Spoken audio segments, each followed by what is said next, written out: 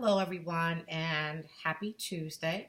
I pray that God has blessed and kept you guys this week so far, and that He will continue to do amazing things in your life. Today's message is about relationships and the privacy of those relationships. So let me just jump right in with it. I hope this message is received well by everyone who hears it because it is a little bit sensitive, but I prayed about it and God gave me profound wisdom to speak on this subject. If God has blessed you with a spouse, or He has introduced you to your soulmate, and you know fully that God is in it, this is the person who you're supposed to be with for the rest of your life, and this is your beloved. That is an amazing and beautiful gift from God. It's wonderful. It's wonderful to have found love. It's wonderful to have found someone to stand still with in a world full of chaos and trouble. It's a beautiful thing. That relationship you're in is sacred. It is private between you and your mate and the Lord. It should be loved and cherished. It should be respected. It should be peaceful. And there should be good communication between the two of you. And God will lead you in all these areas if you seek Him in counsel whenever things start to pop up that are uncomfortable. Okay? What it should never be is a public relationship because it's supposed to be private. It's not for everybody. If it was for everybody, then you would be in a relationship with the whole world, and you're not. You're in a relationship with who God assigned to you. Keep your business your business. It's one thing to go on Facebook and to post your pictures or your relationship milestones, and people that legitimately love you and care about you or are your friend, or just people who are associates that just don't have a vested interest in being evil. We enjoy seeing it. It gives faith, restores faith to those who may feel like love isn't real, or it just shows that it can happen. You know, it cheers people up that may be down. We want to see that. That's fine. The overdosing of it is what brings drama and chaos to your relationship and tries to destroy it. There are people on Facebook legitimately that are good people that are on here for just, socializing or reconnecting with old friends and family, or are on here for networking or for selling, and that's fine. They are salt of the earth people, and that's great. There's a whole nother side of Facebook of people that are not on that level, okay? These people I'm talking about are bitter, broken, angry, destroyed vessels, people who have been so beat up and scuffed up by life that they don't see good in anything or anybody, and they are just harboring legions of demons. When they see someone being happy or in a relationship, their mission is to seek and destroy. Even if they don't even know you, they get messy and get involved in your situation if you allow it, okay? So what I mean by that is, and I'm going to give you a perfect example. Ever saw someone on Facebook that had been single and not in a relationship, never really see them out with anybody, and all of a sudden their status changed to in a relationship or got married? Instantly they get 300-400 likes and all of these comments. Some people are legitimately happy for them. Then there are others, not so much. They start going through all their pictures, looking at their relationships. They start looking at their spouse's page to see what their page looks like and how did she get him or how did he get her. All this foolishness. And they start wanting what you have or start trying to destroy it. Or they go and start reporting back to your previous relationships, letting them know the news. Oh, so-and-so got somebody right now. Girl, you got to see what he or she looked like, girl. Or, boy, man, you got to see this. It'd be a whole mess. You know what I'm talking about. Now, on the other side of it, this is still dark, but here's the other side. Ever seen a guy, I'm using the guy as an example on Facebook, good looking dude, just, regular guy, hard working, dressed regular, just cool. Nobody really been trying to be with him. He doesn't have a million girls in his face, for lack of a better word. The first time he posts he in a relationship or he done got married, and he started posting pictures. Now he wearing a suit and tie, and him and his wife or him and his girlfriend are out on dates, and they looking good, and they traveling on vacations and taking pictures and everything. All of a sudden now, every woman in the world who wouldn't give him the time of day on a broke watch now wants this man to be their man. Now they all in his inbox pitching woo and trying to size her up and tear her down, the woman that he's with, because now they want him when they had no interest before. And that same thing applies to women who had, you didn't have a man. Nobody, you could probably even find a date. The moment you get somebody, and all of a sudden every man, is putting in his application to be your man, especially ghosts of relationship past. They just come by doing drive-by booings. Boo, you in a new relationship. You know exactly what I mean. And they are ghosts because they're from the past, but they're trying to hunt you in your present. The reason why they even know about it is because you're sharing too much of yourself on social media. Social media is not your friend. It doesn't give you a hug when you need it. It doesn't curl up with you on the couch with a warm blanket and y'all sharing hot cocoa talking about y'all feelings. That's not Facebook. That's not. Sadly, that's not even in the church. Some of you guys got godly relationships and you all in the church with your relationship. Everybody in the church, not saved. Hope you heard what I just said. You got demons in the church too that are not happy for your situation.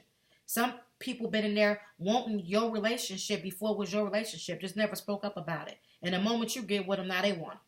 You know what I mean? That's why you got to keep your business to yourself and not share it with everybody, because it's not for everybody.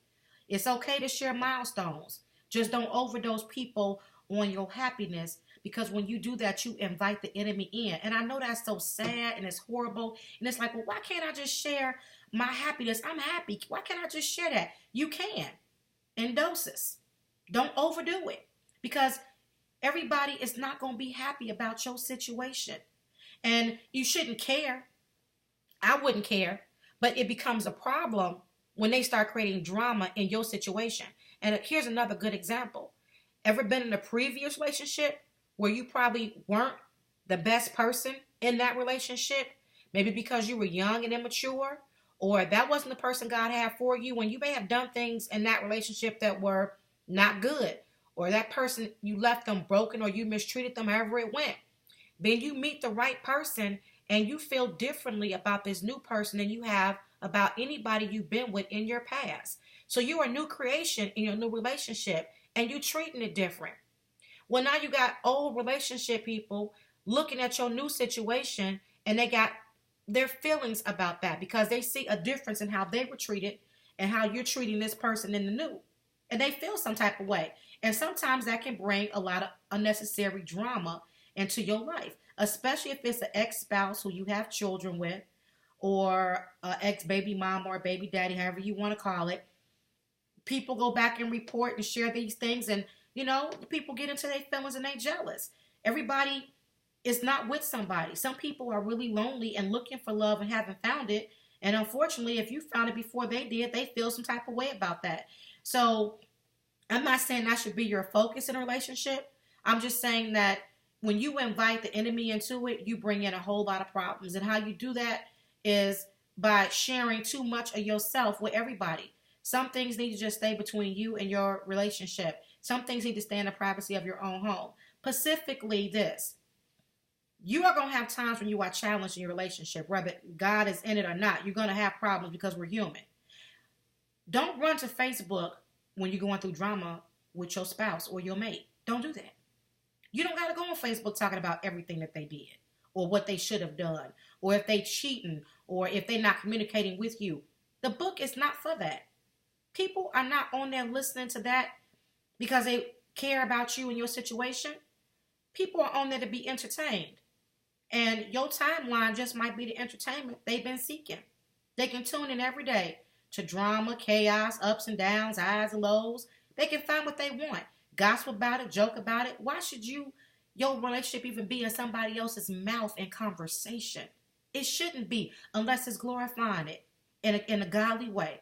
If they're not speaking good about your situation, they don't need to have your situation in their mouth, period. Shut it down by not sharing so much. Some things need to be remain private. If your relationship is over, meaning that God wasn't in it, okay, and you're going through a divorce, separated, taking a break, or you already are divorced, stop going to Facebook and church people and everybody in your world talking about your ex-mate and all the things that happened in your marriage or did not happen in your marriage. That's not anybody else's business. I know you hurt, you feel painfulness, you rejected, you going through it, your heart is broken. Maybe you put your all into this and you thought this was it and it disappointed you, it hurt you, it broke your spirit, but you still living, you still got good days left in you. Focus on what's coming next opposed to what is already gone. God can't give you what's coming next if you still so focused on what did not happen or what tried to destroy you. It's the past. If you fall down right now and you get a big nasty gash on your leg and it's an open wound and you go and you get stitches in it and you put Neosporin on it and Band-Aids and it's healing, why would you take the Band-Aid off and start picking at it and digging it back open and reinfecting an already healing wound? When you go back into your old stuff and start reliving the bad things that have happened in previous relationships, you're picking at a wound that is already healing. God is trying to heal you. You're not allowing it because you keep digging in it. Stop that. Stop running to Facebook and people who don't have your best interest at heart and discussing your business, especially if your relationship is over. Stop it. Some of you people, and when I say you people, I don't mean in a negative way. I'm just speaking just in real terms. Some of you people are not in your relationships right now because your relationship was all about social media and it destroyed it. And you know exactly what I mean when I say that. You know, you may have had a friend who was a friend who now is with your ex. And they know about all your situations in your relationship because you shared them all with them. And same thing for men. Some of you guys lost your wife or your girl to your friend because you was always venting to your friend about your relationship business and he used the opportunity to move in on it and take it for himself. If you weren't doing that, it probably wouldn't have happened.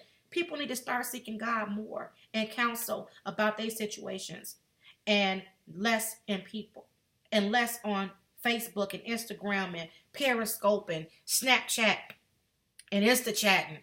Chat with God. Facebook him. Literally, you can do that. Not on a computer, but just talk to him. If you got some godly friends in your life, seek them in counsel. But pray before you seek anybody in counsel and ask God to bring people to you to talk to about this situation. And stop doing it for yourself because it isn't working. And people are on Facebook watching your life drama unfold. They watched you meet your love, get in a marriage. They watched the wedding pictures. They watched the all happy highs. And then they watched y'all train wreck in slow motion. Y'all break up, y'all fighting, you putting on there everything going on in your situation. And people are seeing all that. And it's entertainment in the most negative way possible. Stop it. So that's my message for today. If you get out your own way, God will move even more boldly in your life and bring you what he wants for you to have. Everybody is not meant to be coupled up at this time. God may just need you to be by yourself for a while so he can work on you and get you ready for who he has for you. Sometimes we in our own way trying to put something back together that God has clearly taken away. Or we so bitter about what didn't happen till we so focused on the negative and hating on the person, just pure hate and despair and anguish against another human being and lack of forgiveness till we can't get on. And if you don't forgive, you can never move on to what God has for you next. You have to forgive. God says in his word, and this is the last part, and I'm going to close this out. But God says in his word very clearly that he is patient and long-suffering, and that you have to forgive other people for what they have done to you, as well as forgive yourself as God has forgiven you. You have to. Think about how patient and forgiving God has been for humanity. We have always been unfaithful and lying, conniving, backbiting, unloyal, double-minded, weak in our spirit, adulterous or idolatry. We have done all kinds of things against God since he has made human beings. Imagine how patient and forgiving he's been towards us for all the things we have put him through. Yet he still loves us, still bless us, still keep us, still honors and answers our prayer when we do not deserve it. So if he can be that for you, you got to be forgiving towards those that have hurt you so you can move on and have the victory and have peace in your life. Forgiveness is not for them, it's for you. So for those of you in bad relationships that are over with, stop venting on Facebook and start praying and start forgiving and start purging. You may need to fast and pray to break a spiritual bind. You may need to get all up in the church, consecrate yourself with the word of God, insulate yourself with everything around you that is godly, that can feed your spirit. Stay away from TV, radio, sad music. Stay away from certain places and people that are going to remind you about things that have happened in the past.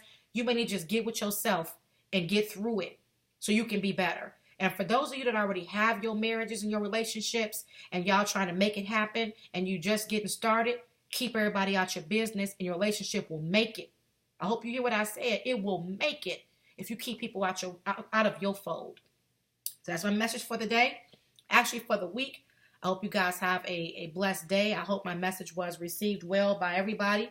You know, I try to be a voice when I can be one, but it needed to be said. I know it might have been a little strong, but I needed to say it. I love you guys. I'm praying for everybody. I'm not judging nobody. I'm praying for everybody, and you guys pray for me too. We got to keep each other lifted up. You guys all have a wonderful week, and I'll be back either next Monday or next Tuesday with a new message. Bye-bye.